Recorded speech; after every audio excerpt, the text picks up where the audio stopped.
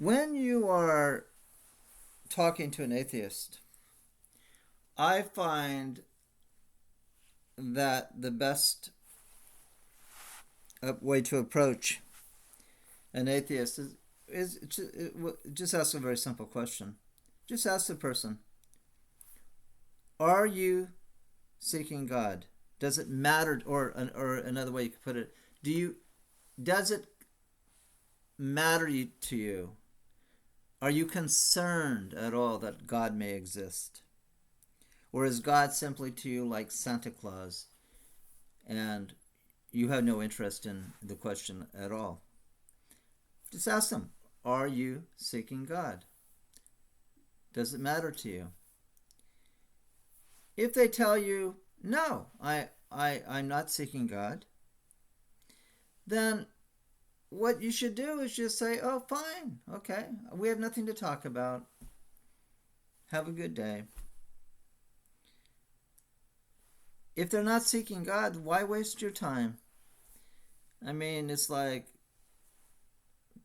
do you debate Santa Claus? I mean, I don't go around debating Santa Claus with people because I have no interest in Santa Claus. I know Santa Claus doesn't exist. It's totally irrelevant to me. If somebody comes to you and they're an atheist, and you ask them, are you seeking God? And they tell you, no, I'm not seeking God. I know God doesn't exist, so why would I seek God? Then just tell them, okay, we have nothing to talk about. Let's talk about something else. Let's talk about a football game or a basketball game. If they tell you, yeah, I don't know whether God exists, but it's God may exist, and I really want to know. I personally don't. Let's say they say, I don't think God exists, but I don't know, and yeah, I am interested. Okay, then you have something to talk about. Then talk about God. But if they tell you right from the very beginning that they have no interest, then just say goodbye. This approach was actually advocated by William James, the great pragmatist philosopher. And James argued that when you're talking about the question of God to somebody, he says there are two different types of people. There are what he called the saving remnant, and people who are not part of the saving remnant. The saving remnant for William James, the brother of Henry James, the novelist. For William James, the saving remnant are those people for whom the question of God is meaningful. They may not believe in God, but they at least are concerned about the issue. And James says, talk to those people. He says, if you're talking to somebody who doesn't care at all, who has no interest in the question of God, then just say, talk about something else. Talk about football. Or just say, have a good day.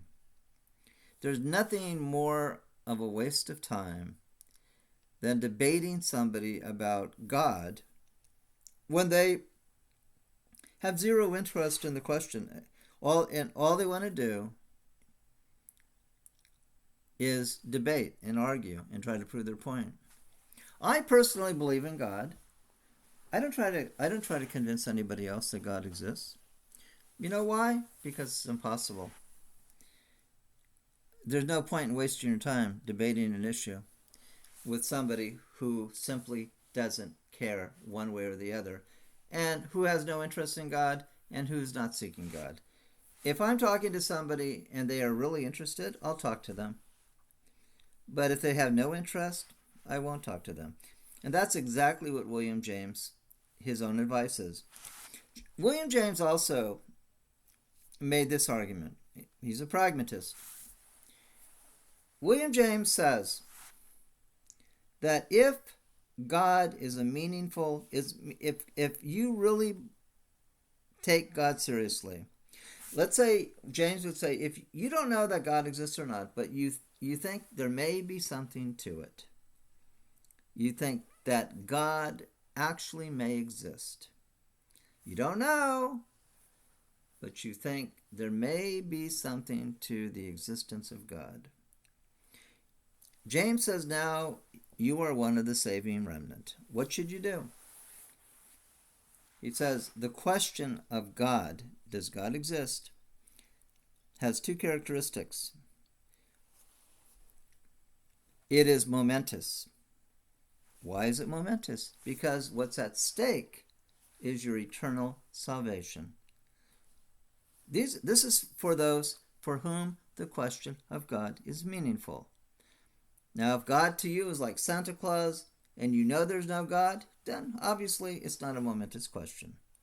But if you are one of the saving remnant, you don't know that God exists, but you're worried about it. You're really concerned about it. James would say it is a momentous question to you. And the second thing he says is that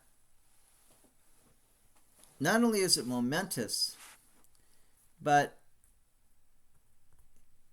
it's inescapable. You have to make a choice.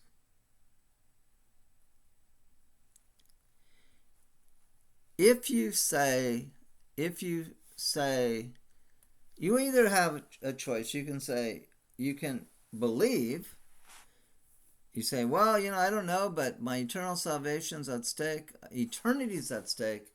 If there is a God and I believe, I win eternity. That's one possibility. On the other hand, you could just say, I don't know that God exists, but I don't want to believe and be mistaken. So I won't believe. I'll just say no. I would like there to be a God. I don't know though. I'm just going to reject it. On the other hand, you could say, I'm not going to say yes, and I'm not going to say no. I'm going to just not make a choice, not make a decision. I'll just be an agnostic. James says that that's not really not an alternative. By withholding your judgment, by being an agnostic for all practical purposes, by saying I'm going to not make up my mind, I'm going to just be an agnostic, James says for all practical purposes, that's equivalent to saying no. James says that if God is a meaningful to you, if you really think there may be a God, the rational thing to do is to believe. Because if this is only if you really think there may be a God. James would say the rational thing to do is to believe. You win eternity. If you say no, there's no God, or you withhold your judgment, you lose eternity. By not making a decision for God, James would say that's equivalent to saying no to God. Let me give you an example. Let's say you're walking along the street and a stranger comes up to you and they tell you they have a check for $1 million. Let's say you live in San Francisco. They have a check. Your name is written on it for $1 million. But to get the check, to cash the $1 million check, you have to go down to Los Angeles and go to a bank in Los Angeles and cash it. Okay? Now, $1 million is a lot of money, okay? It's a momentous decision. What do you do? Well, you could just say, your attitude could just say, no, it's all bullshit. I know there's no $1 million waiting for me. Yeah, just say goodbye. I have no interest. That's what the atheist does with God. They just say, I am not interested. I know God doesn't exist. So with my $1 million check, with the $1 million check, you can just say, I know you're lying. I know there's not $1 million waiting for me in the bank. And you just leave. On the other hand, let's say you don't know. I mean, it's a momentous decision. $1 million is a lot of money. But you don't know. You don't know that there's $1 million waiting for you. But James would say, if you think that there might be, if you really think there's a good chance that the person may not be lying, James would say the rational thing to do is to take that check and drive down to Los Angeles and try to cash it. Now, the emotions get involved. You on the one hand, you're afraid of, you have fear that you don't want to be deceived. You're afraid of being made a fool of. On the other hand, you have a hope that maybe there is $1 million waiting for you. James would say the rational thing to do, if you think that the person may be telling you the truth, the rational thing to do is to take a risk. Drive down to Los Angeles. You're taking a risk. I mean, maybe it's a joke. Okay? Maybe there is no money waiting for you. But James would say, you know what? If there is $1 million waiting for you, the only way you're going to get that $1 million is to drive down to Los Angeles and cash that check. If you just reject it out of hand, say no and leave, you're definitely not going to get it. On the other hand, if you just continue in a state of indecision and you can't make up your mind, eventually the person says, you got to make up your mind because I'm going to be leaving. You got like 5 minutes to make up your mind. You say, well, I can't make up my mind. I don't know. I don't. By not making up your mind, for all practical purposes, it's saying no. Because you don't take the check and go down to Los Angeles and cash the check.